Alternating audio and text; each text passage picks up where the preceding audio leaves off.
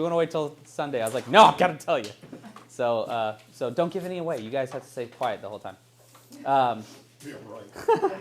Yeah, like we're going to remember. I know. I didn't. That's why I knew I was talking to deaf ears. So, hope y'all had a good holiday. It was good for us. We got to go up to Indiana and visit family, and it's good to be back in routine. I'm ready for my kids to go back to school, and that whole deal. And excited for this study. I think it's going to be a good one.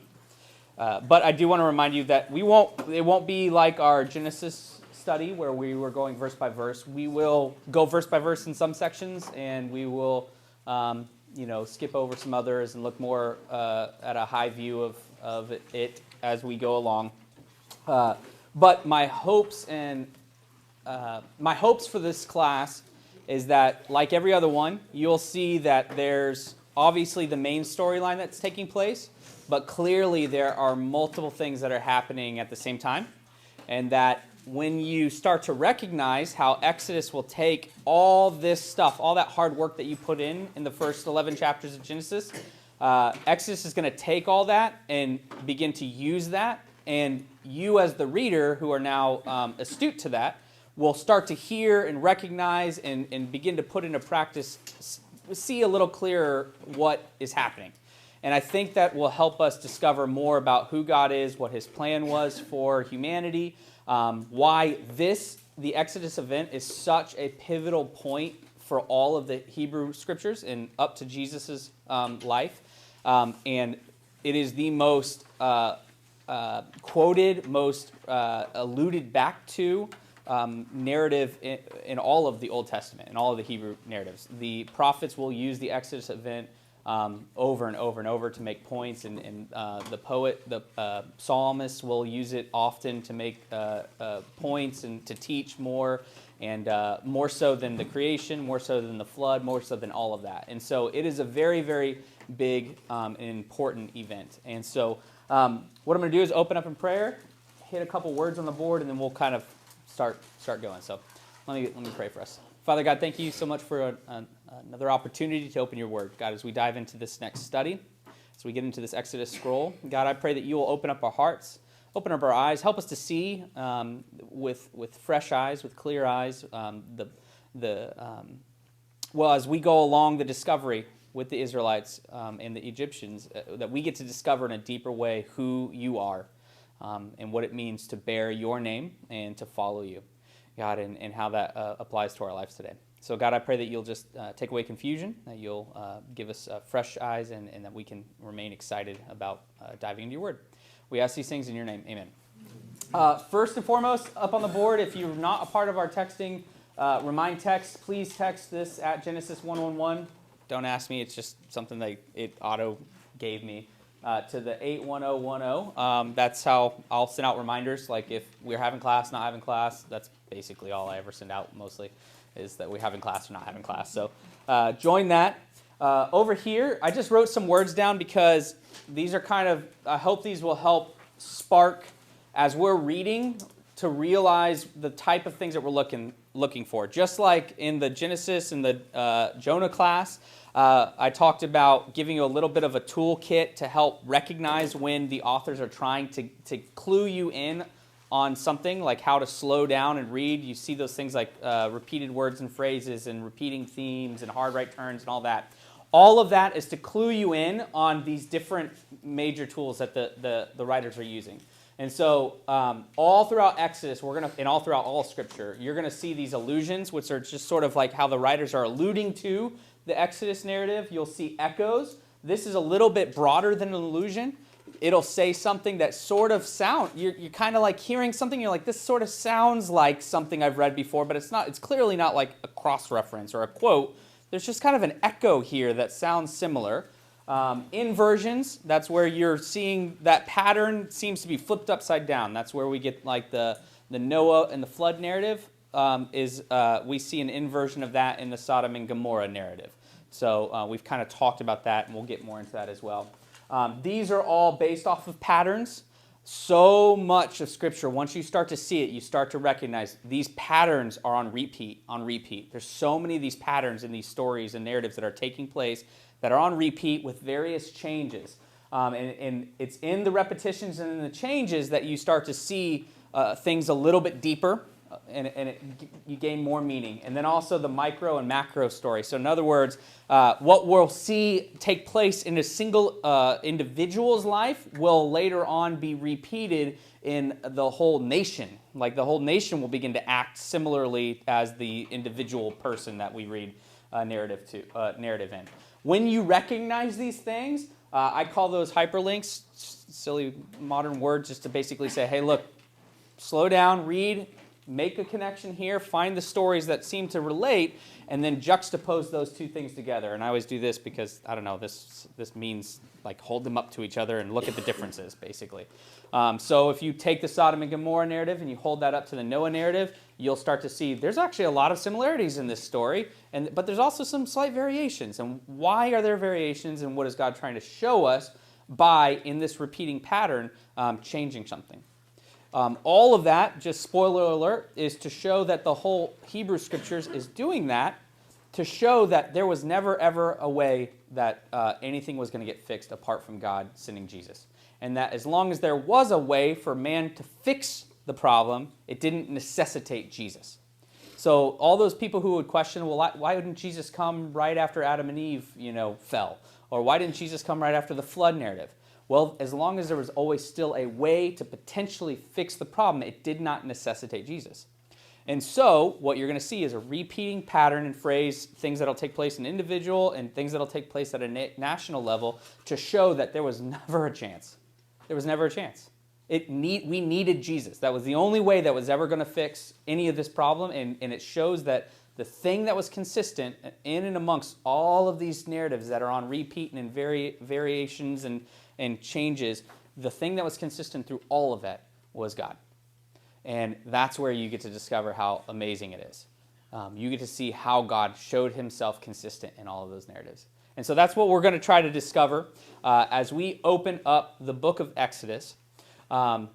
Before we actually open up the word, let's just get a little crowd participation. If I say Exodus, give me like one word associations that come to mind whenever I say Exodus. We've done this with Jonah and Noah. Moses, commandment, plagues. Mm-hmm. Charlton Heston, let my people go, right? Some of y'all did not get in here early enough. I was playing the Prince of Egypt soundtrack in the background, which is a way better soundtrack than the one that came later. So.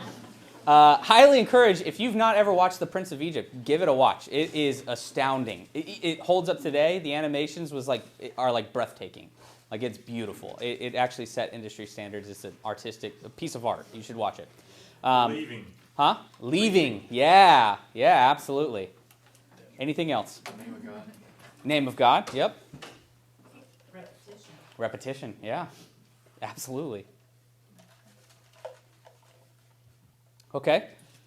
So I have a big poster that's going to be picked up tomorrow. It wasn't done in time, but kind of showing how the book of Exodus is broken down. So we'll get into that next time. It is helpful to see because there's sort of like three main movements that take place in the book of Exodus. It's almost like there's a part 1 which all has to do with like Moses, and then kind of a part 1b that has to do with Moses and the Israelites going through the Exodus event. But then there's this whole section that takes place at Mount Sinai. And there's a whole section in between that and towards the end that has to do with commandments and all this, the law and the Torah and all that kind of stuff. And once you start to see how it's put together, you'll see that there's this really cool pattern that takes place.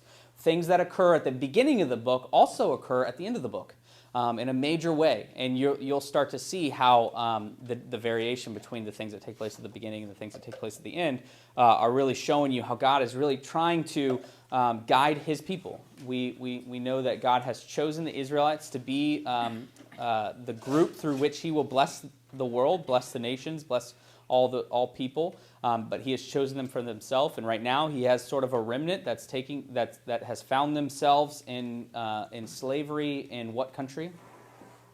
In Egypt, yeah. And so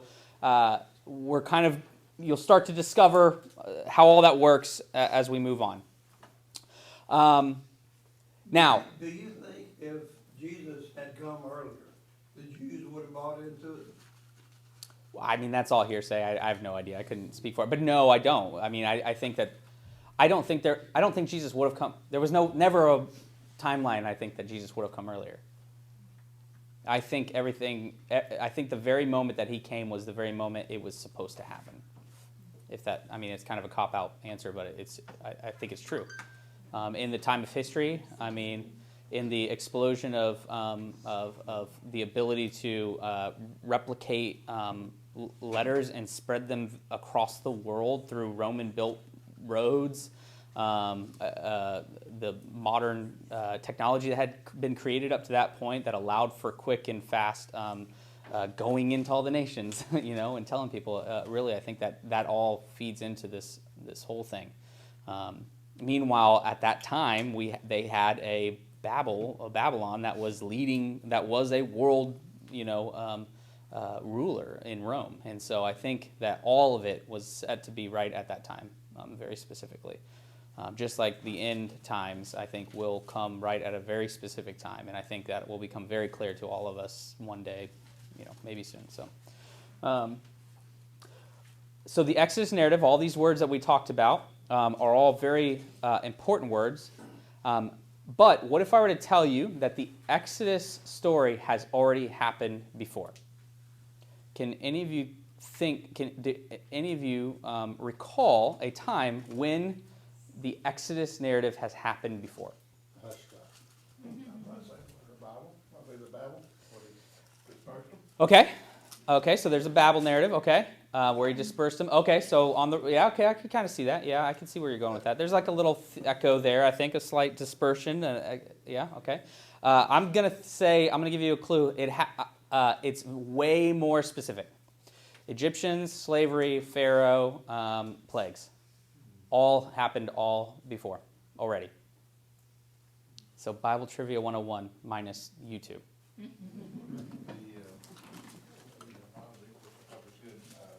Noah?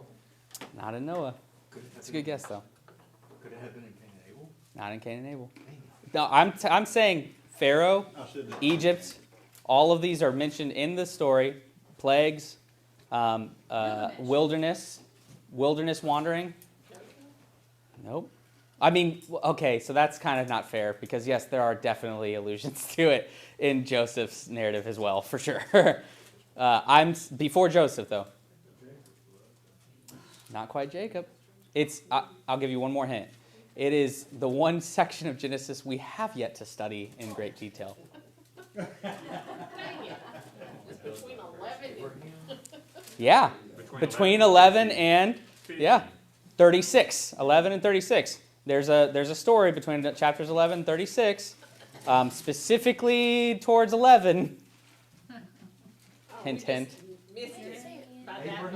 Abraham. Okay, so Abraham. So let's just, as a group, come up with what we remember about the story of Abraham. So Abraham, he's in a nation.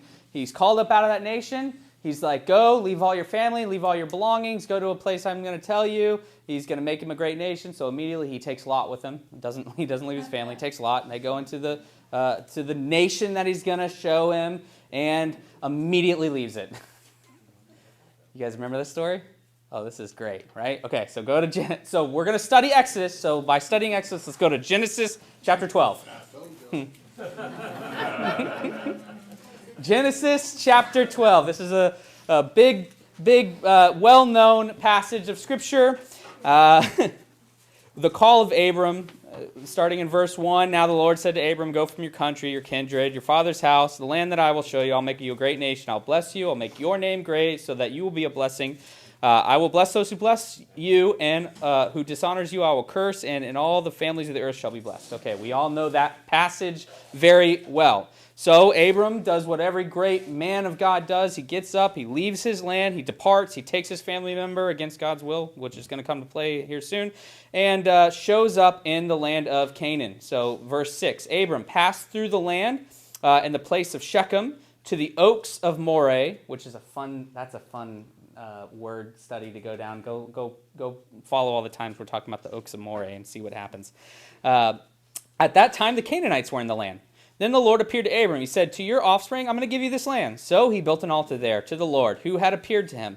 From there he moved to the hill country east of Bethel and pitched his tent on Bethel, with Bethel on the west and Ai on the east. And he built an altar there to the Lord, and he called upon the name of the Lord. And Abram journeyed on, still going towards the Negeb. So here we have Abram. He is in the land that is going to be promised to his descendants, and he's built 2 altars on 2 mountains. And we're like, yes, Abram, you're knocking it out of the park, right? And then we get to verse 10. Now, there was a famine in the land, so Abram went down to Egypt. Well, no wonder we missed it. Yeah. It took like 2 sentences, and Abram's already up out of the land that God told him to go to. A famine arises, and immediately he's like, nope, I'm out. So what happens in Egypt? Somebody help me recall. He lied about Sarah. He's really nervous about his sister wife, right? Why? Because she's hot, she's good looking, and there ain't no way that good looking girl would be owned by Abram, and so he's going to say she's his sister, and what's going to occur?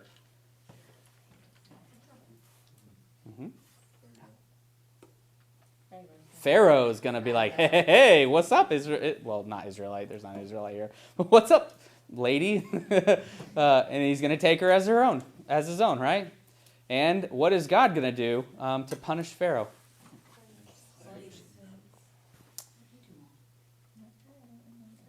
Well, first he gives a lofty dowry for Sarai. He gives him a bunch of concubines and slaves and cattle and a lot of everything. So now Abram's rich because of Sarai's good looks, and but God does something to Pharaoh. Yeah, say it aloud. He inflicts him with plagues. So this is the first time Pharaoh's been inflicted with plagues. Verse 17, but the Lord afflicted Pharaoh and his house with great plagues because of Sarai, Abram's wife, if you didn't know, right? So Pharaoh called in Abram and said, what is this you've done to me? Why did you not tell me she was your wife? Why did you say she's your sister?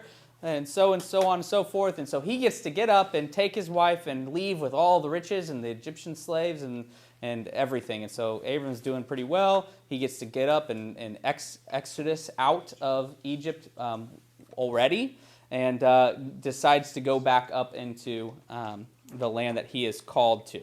And So, Lot's still there. huh? And Lot's still there with you. Yeah, and Lot's apparently still there. Well, Lot is hanging out up there. Apparently Lot did better than Abram at this point. He at least hung out in an area and didn't leave.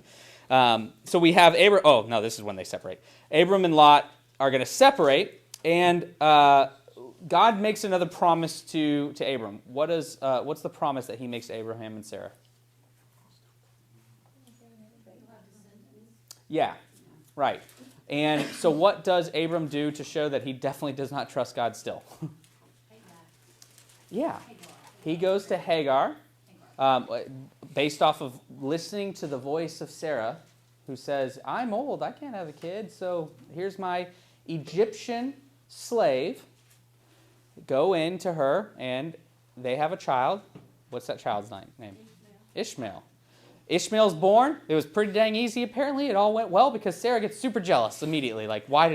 Immediate regret.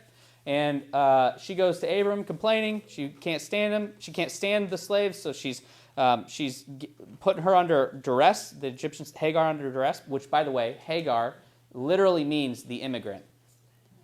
So keep that in the back of your mind. Egyptian, immigrant, slave, oppressed, plagues, Pharaoh, Exodus out,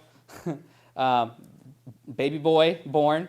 Abraham gives Sarah, tells Sarah that she can deal with Hagar however she sees fit. And Sarah, do you know what Sarah does? Yeah, sends her out into the wilderness. And what occurs in the wilderness? Huh? She meets, yes, right before God shows up to her, what's occurring at that point? Oh, we're so thirsty. She runs out of water. Just like the Israelites will do in the wilderness. And she lays the baby under a bush, goes about a bow's shot away because she doesn't want to listen to the baby die in the wilderness, and cries out to the Lord. Her cries come up before the Lord. Can you echoes? Her cries come up before the Lord, just like the Israelites' cries will come up before the Lord when they are oppressed by Pharaoh.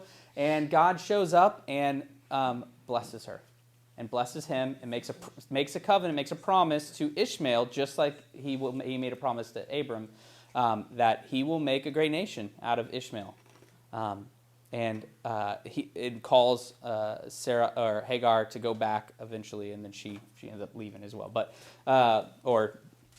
Anyways. Can you see, like, there are multiple areas that we've hit that all significantly relate to the Exodus narrative? There's more. I can't think of any of them at the moment, so if you come up with some, just let me know. In the middle of that whole narrative, Abram is tasked to rescue Lot, who gets himself in some trouble in his land. And when he goes and rescues him, he has this conversation with God. And God says that he's going to bless him for rescuing Lot. And Abram's response is, well, you promised that I would have a descendant, a seed. But I only have Eleazar. He's like a nephew, and he's great, but he's not my seed. And I still don't have a seed. And God is going to do that whole thing where he says, gather the animals together, cut them in half, lay them down, and then he puts Abraham to sleep. And he makes a prophecy, and a promise and a covenant and a prophecy to Abram.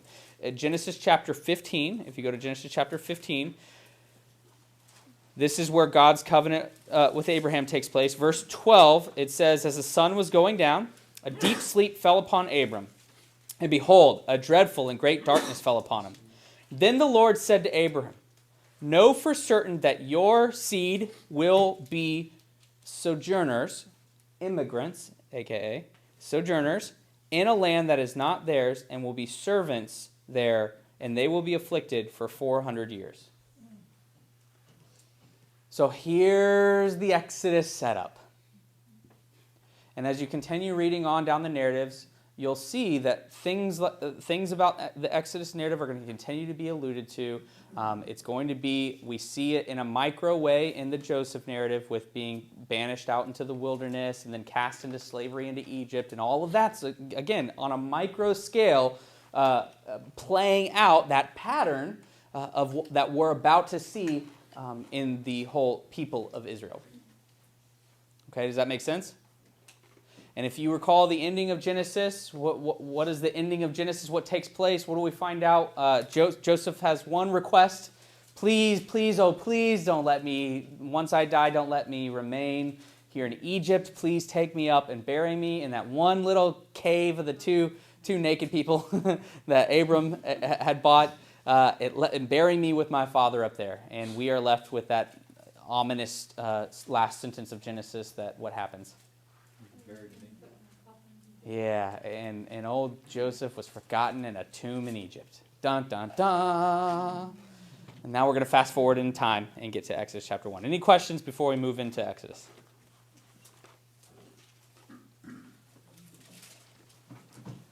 Does that all make sense? Can you see that? Do you think... I always do want to be cognizant of when... don't be afraid to say, I think you're reaching a little bit there. If you think that I'm reaching somewhere, let's chat about it. For me, I think it's pretty convincing. I think all of that is on purpose, and I think it's in play because the Exodus and exile theme will be important until the end of time. Why would the Exodus and exile theme be important until the end of time?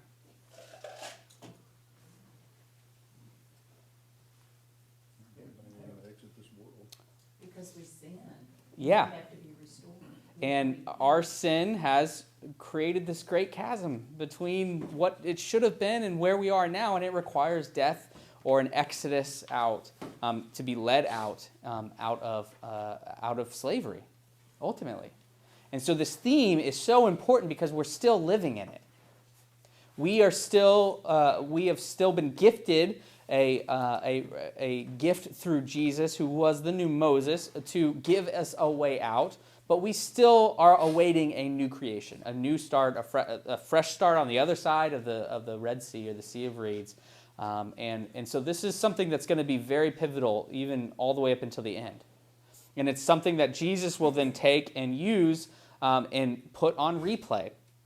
Once we get to Jesus' narrative, we've talked about this. The first thing that he does, he goes and performs a great task right at a river, at a body of water in which he will be immersed in, and the skies will open, and the Spirit will come down like a dove again, and God will speak, and then immediately, which is all relating back to new creation, all relating back to what will take place when the Israelites are standing before the Sea of Reeds and all of that.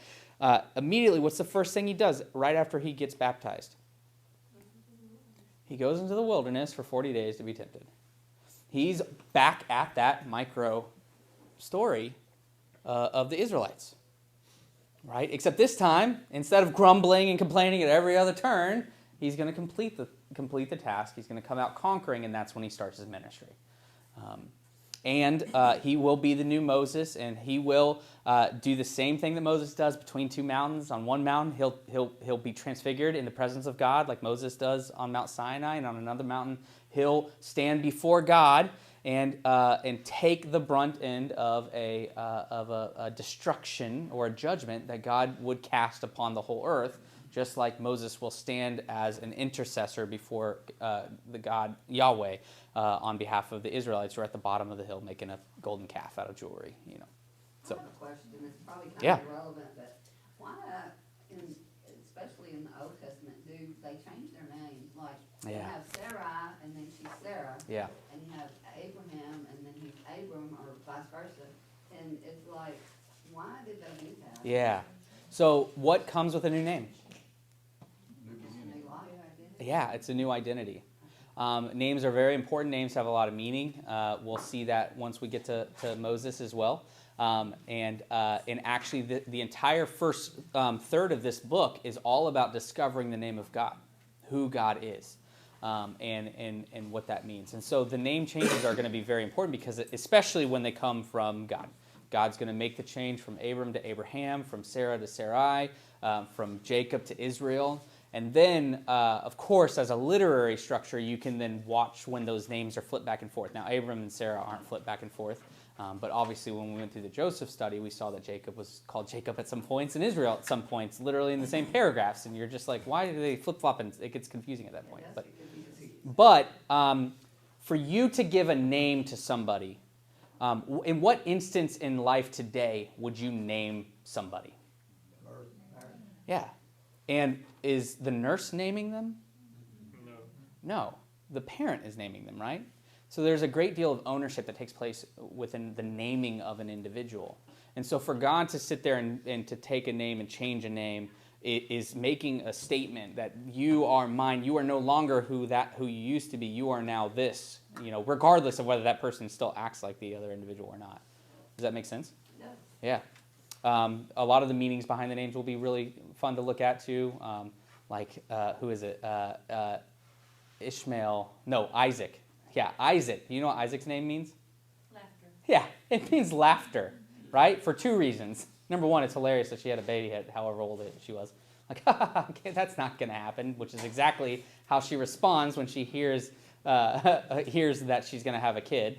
And then two, because Hagar, she perceives Hagar as laughing at her because Hagar can have the kid, which puts her and elevates her above in family status above Sarah in the genealogical ways and patriarchal system. So, so she names him Laughter, which is funny. And then Laughter is going to go and do the same exact dang thing as his dad and pretend to...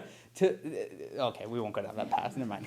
Okay, Exodus. We should go down Exodus. So Ishmael's kin or lineage, they become Arabs? The thought process is that, and I want to be careful to say that I've not done extensive studies on this, so somebody else might want to do that and confirm or deny, but the thought process is that the Ishmael line will go down and become what we would consider to be like Muslims or Arabs or those kind of nations over there. And so there's a distinct difference between like kind of Palestinian and Israelite. So Palestinian and Israelite, the thought process is the reason why that conflict has been there forever is because the same blessing and a blessing was bestowed upon for lack of better words, the Palestinians as there were just the Israelites. And so they're both of the same family, they're both of the same patriarchal system and genealogy, and so they're both fighting over this land, this single little tiny strip of land that was promised to Abraham. So they hated each other from the get-go. since this, yeah, since this.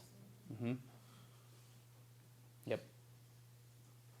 Yep. Which again, of course, that's how it would work if you're seeing it in the macro and the micro, scales there. Yep. Okay. Any questions? Let's get into Exodus. Exodus is we gathered the name Exodus. It's actually a Greek term. It means the road out, the way out. And so that's where we get the Exodus name from. In the Hebrew Bible, it's actually called something different. It's called like Shemaim, and it means the name, because the Hebrew biblical names or biblical book names were given based off of the first opening two words of each book. So Genesis is Bereshit, and so Genesis was known in the Hebrew Bible as Bereshit. Exodus was known as Shemaim because the opening line of the Exodus narrative is, these are the names of the sons of Israel who came to Egypt with Jacob, each in his own household. And then we're going to be given a genealogical list, which we have just been conditioned very well by reading all of Genesis to realize that every time a genealogy shows up, it's like a new chapter, the next section, right? And so as you're reading through a scroll, and I'm reading this aloud, because there's not even a word for to read in Hebrew. To read, the word for to read in Hebrew means to speak aloud. So as I'm speaking this aloud to everybody in here, you're going to get to the next genealogy, and you're going to go, oh, this is a new thing. This is a new book, new section. We're going back through. Here's the genealogy. We'll skip down through that a little bit. And what I want you to see is verse 7. But the people of Israel were fruitful and increased greatly. They multiplied and grew exceedingly strong, so that the land was filled with them. And as a reader or a listener, we're thinking what at this point? There's a bunch of Israelites around. There's a bunch of Israelites around. What emotion should that stir in us? Yeah. Why? Yeah. When? Yeah. Absolutely. And so what's happened is we get this little echo of, hey, Adam, Eve, be fruitful, multiply, fill the land. And now we're cutting to Egypt, or we're cutting to the Israelites, and we see they're fruitful, they're multiplying, they're filling the land. Problem is? Wrong land. Yeah, back to the Joseph study. There you go. You guys remember. Good. Problem is, we're in the wrong land. This is not the right land. Like, a famine has already come and driven people to Egypt a couple different times now. So now we're in the wrong land. I wonder how this is going to work out for them, right? Verse 8. Now there arose a new king over Egypt who did not know Joseph. And he said to his people, behold, the people of Israel are too many and too mighty. Come, let us deal shrewdly with them, lest they multiply. And if war breaks out, they join our enemies and fight against us and escape from the land. Okay. That statement right there, if you dwell on that statement, it reveals a lot. Let's think about this. What did he just reveal? What is he afraid of? He didn't know Moses. Not Moses. Didn't know Joseph, yep. Didn't know Joseph. Yeah, he's afraid of being taken over by who? By the Israelites, very specifically through a certain way. Fighting with their enemies. Yeah, they're going to join the enemies, rise up. They're going to grow bigger. They're going to join the enemies, and they're going to fight the king of the Pharaoh or Egyptians, and then what? Escape the land. Now, did he not just reveal the exact thing that will eventually occur? Who is the enemy to Pharaoh? We immediately think, oh, like the Philistines or somebody else, we think human. Who will show himself to be the enemy of Pharaoh? God. Yeah. What do the Israelites do? They multiply. They join sides with God. They fight God, or he does all the fighting. They fight. God does all the fighting with Pharaoh, and then they leave the land. And this is a perfect example over and over and over again of God, just like Babel, handing people over to the very thing that they were doing themselves, creating themselves, or fearful of themselves. Think about Babel. We should come together and build something great, lest we get spread across the world. And then cut to the end. They're spread across the world, right? Knowing that's occurring, then what you're going to see is all the actions of Pharaoh continuing on are going to lead us to understand how this whole story is going to end. And it's not because God is this angry, wrathful judge, but God is going to do the very thing that Pharaoh did before, except with one variation. Right? Pharaoh's going to come. He's going to want to kill all the baby boys. How's he going to kill all the baby boys? Have the midwife do it. Yep, he's going to try to have the midwives do it first. That doesn't work. Throw them in the river, right? Kill them in the water. Cut to the end. What's the last plague? Death of the firstborns. And what occurs with Pharaoh? Death in the water. Can you see, like, it's just like bookends, right? And God hands them over to the destruction that they are bringing into this world. And if you remember, these guys are all descendants of Abraham. What was promised to Abraham, specifically to how people deal with Abraham? We will bless those who bless you. Yeah. And so all of these things are all echoing in the back. And now, like, the proof text is right here. Is this really going to happen? Is this really what happens? What happens when Joseph is blessed and elevated up by Pharaoh? Guess what? Egypt gets 7 years of plenty and will save the whole world. Now what happens when a new king comes up? It's like, I don't remember this guy. We should kill all the baby boys because they're going to join my enemy. God's going to go, okay, well, here we go. Any questions about that? Okay, we still got time. Good. Doing good. Very specifically, there was a little nod to Eden as well, specifically to the serpent in that statement. Did you catch that? In verse 10? Yeah. Let us deal shrewdly with him, right? Now, this is a different word than was used by to describe the serpent. But how did they describe the serpent? Crafty, right? It's a different word, but the implication is still the same, right? It's one of those that, like, the way that I like to put it is like the answer's sort of been given to you, but you got to do some work to figure it out. So he's not going to sit there and be like, hey, by the way, Pharaoh was a crafty serpent. Like, he's going to say, let us deal shrewdly. And did you catch that as well? Pharaoh says very specifically, let us deal shrewdly. Let us do this. And again, once you recognize, this sort of sounds familiar, and then you recognize that you think the writer's trying to pull you to something else, and then you realize, oh, there's a Babel narrative, and you start to read the Babel narrative, and you put these up together, what you see is, let us build for ourselves a great tower to make our names great, and you saw that the end of that was bad, and you're like, oh no, like Pharaoh's doing the same patterning, let us do this, let us do that, while God is going to let us come down to them and see what these guys are doing. Let us, we're watching all these themes keep playing together brilliantly in this piece of art. Okay, verse 11. Therefore, they set taskmasters over them to afflict them with heavy burdens. They built for Pharaoh store cities, Pithom and Ramses. But the more they were oppressed, the more they multiplied, and the more they spread abroad, the Egyptians were in dread of the people of Israel. So they ruthlessly made the people of Israel work as slaves. What you probably didn't get, because I didn't read this all together, is 1, 2, 3, 4, 5 times now in 2 paragraphs we've heard the same statement said over and over and over again. Anybody catch that?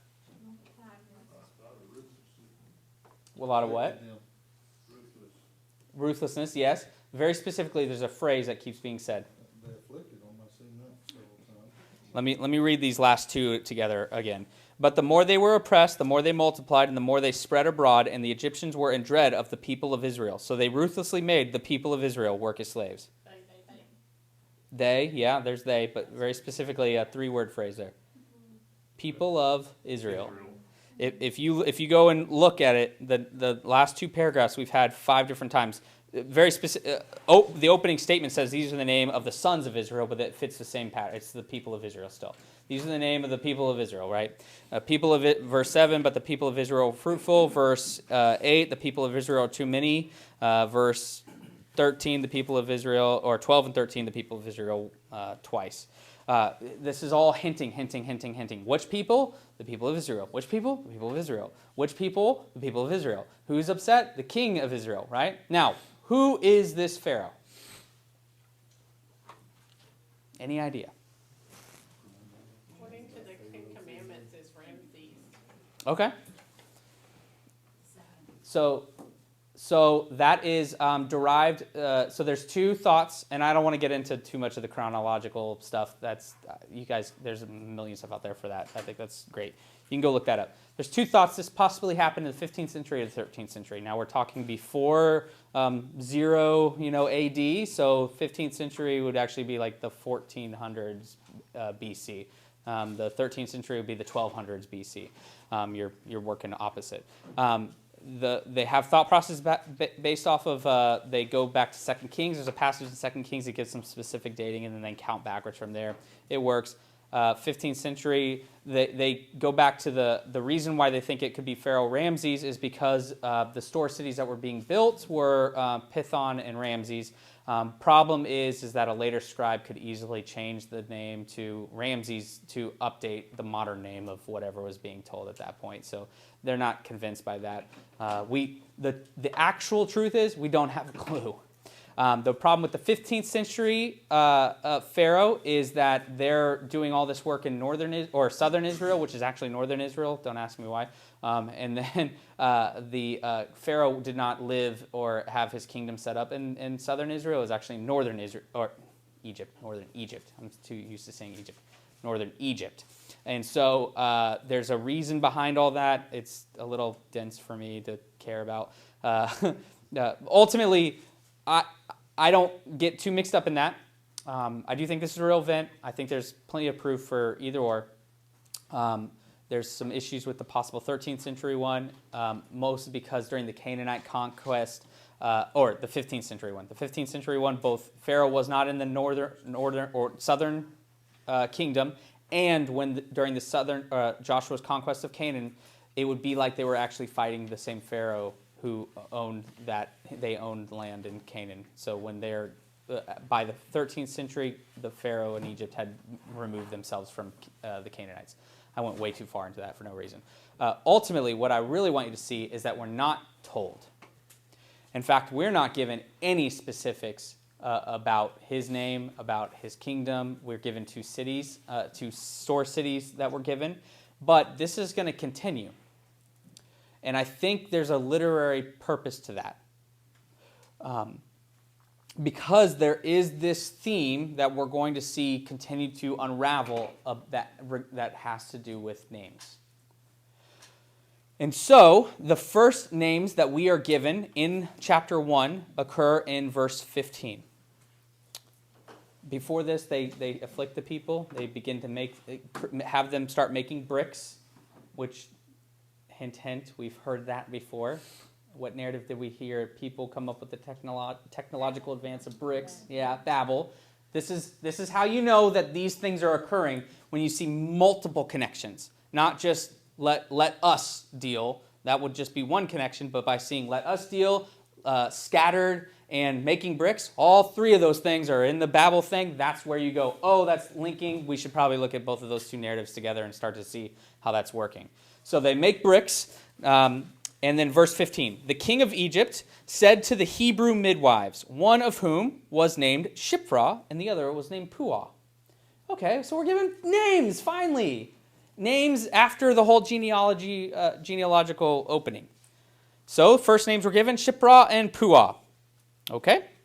When you serve as a midwife to the Hebrew women, you see them on the birth stool. If it's a son, you shall kill him. But if it's a daughter, she shall live.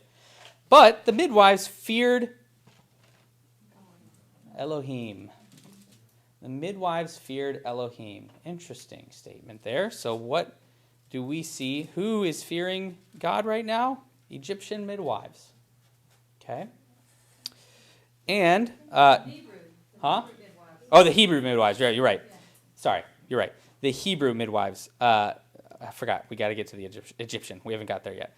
Did not. So the Hebrew midwives who feared God did not do as the king of Egypt commanded them, but let the male children live. So the king of Egypt, this is the fourth time we've heard that phrase, by the way, called the midwives and said to them, "Why have you done this? And let the male children live." And the midwives said to Pharaoh, "Because Hebrew women are not like Egyptian women, for they are vigorous, and they give birth before the midwives come to them." I know, that's funny. It is funny. I'm glad you laughed at that. And so, what does it say? Verse 20. So God dealt well with the midwives, and the people did what? Multiplied and grew very strong. And because the midwives feared God, he gave them families.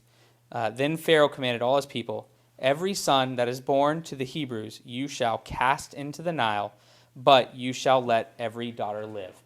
That's the second time we've heard that very phrase. And what is that phrase? What are the two things that were commanded by Pharaoh? Kill the boys, let the girls live. There's no reason to add "let the girls live" unless it's important. So why would "let the girls live" become important? Let's go back to what Pharaoh was afraid of. Multiply, the girls can multiply and the guys can. Okay, so the girls can multiply, guys can't. What was Pharaoh afraid of originally?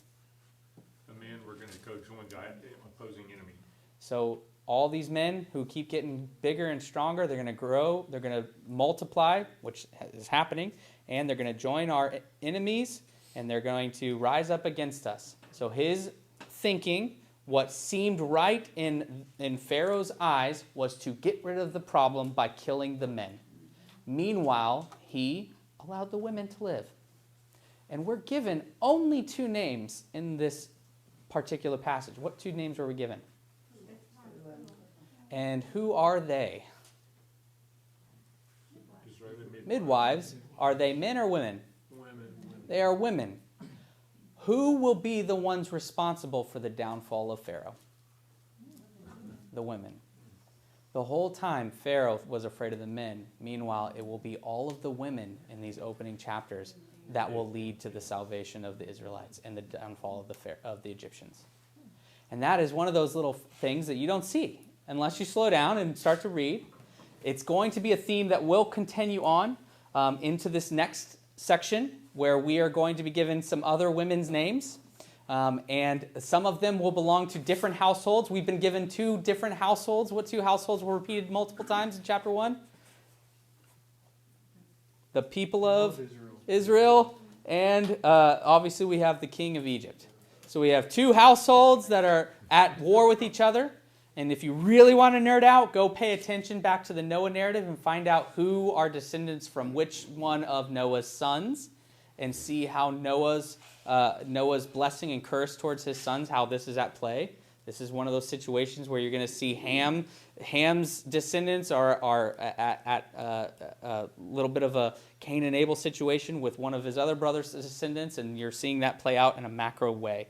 I think we shouldn't start getting into chapter 2, although I really want to. I don't think we should get into chapter 2, but I want you to keep this in mind. The setting has been set.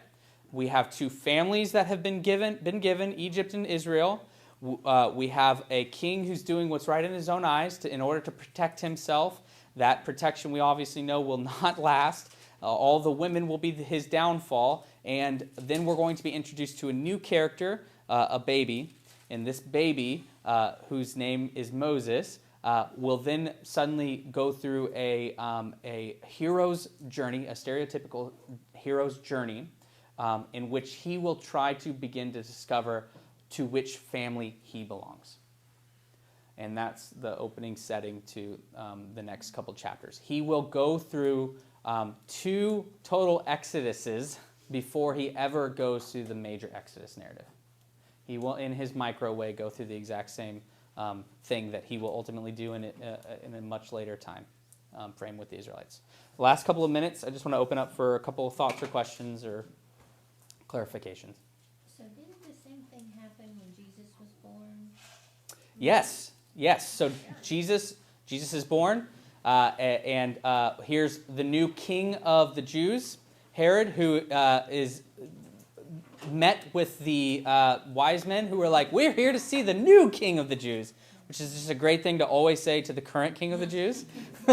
And so his thought process was, well, I got to take care of this new king of the Jews, so I'm going to do that by first trying to get somebody to lead me to wherever he is, and second, if that doesn't happen, so I'm going to kill all of the Hebrew boys under 2. And this is where, if you're a New Testament listener and you know the Old Testament well, you laugh because at such a horrible devastation, we know that's awful, but it's not the first time we've seen this.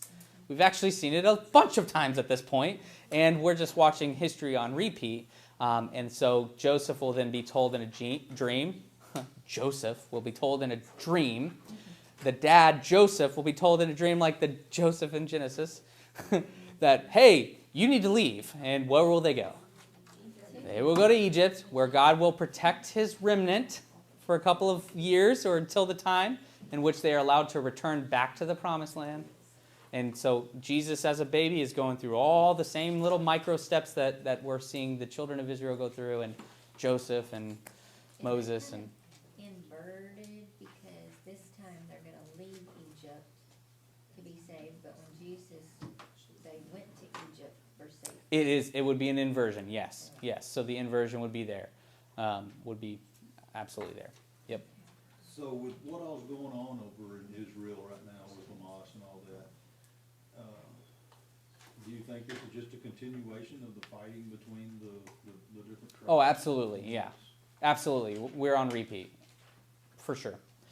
Think about what so many of the headlines that came out like past October and into November. It wasn't so much always about like the Israelites that were killed or the Hamas men who were killed. It was very much about how Israel or Hamas were blowing up these orphanages and hospitals with kids in them, and all these babies are being killed over there. Whether it's true or not, I don't know. But what you're seeing is we're clearly still in the same situation that we've always been, that they've always been, and obviously I think it's absolutely on repeat. Yeah, we saw this all occurred again in the First World War. I mean, it all occurred. Why would some random guy in Germany care so much about Jews and want to exterminate Jews and enslave Jews? I mean, it's all same things. Why in the book of Esther? Why would one guy want to destroy all just Jews? What the heck do the Jews have to do with anything? Like, it's one thing to want to destroy a North Korea, a crazy, dictator who wants to blow everybody up. It's one thing to want to do that. It's another to destroy the Jews. I mean, they do your taxes, and I mean, they control a lot of money in, the world, but Well, look at the world is back in these morons are back in the Palestinians. yeah, So we're getting towards it feels that way, for sure. At least a repetition of it. Anything else? Any other thoughts? Keep looking at that clock, it hadn't changed. I know. I'm like, dang, it's 9 o'clock.